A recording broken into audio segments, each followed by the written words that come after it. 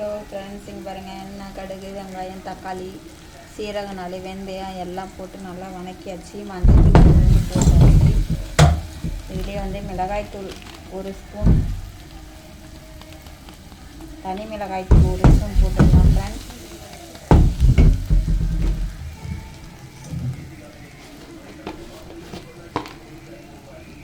பாருங்கள், கொத்தமல்லி தூள் 1 ஸ்பூன் போட்டுக்கலாம், போதும்.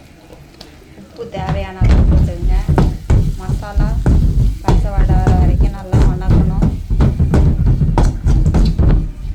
வனத்துக்கு அப்புறம் புளி கரைச்சி வச்சுருக்கேன் ஃப்ரெண்ட்ஸ், இதை அப்படியே ஊற்றுங்க.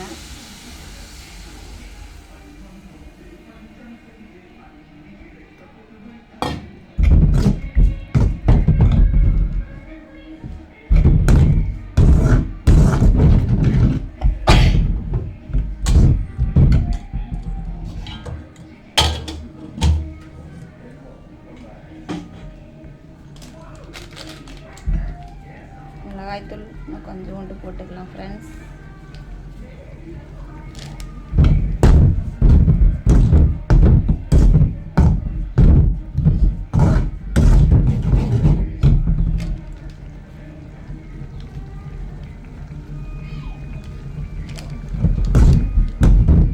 கருவாடு தொக்கு தான் நம்ம செய்கிறோம். அதுக்கு எல்லாம் ரெடி பண்ணி கொதிச்சிட்ருக்கு. இப்போ நம்ம கருவாடு தொக்கு செய்யறதுக்கு கருவாடு அலசி காய வச்சு வச்சுருக்கேன். அலசி நல்லா எடுத்து வச்சுருக்கேன்.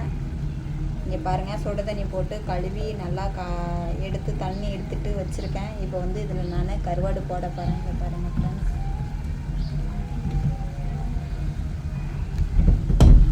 அப்படியே கிண்டி விடுங்க.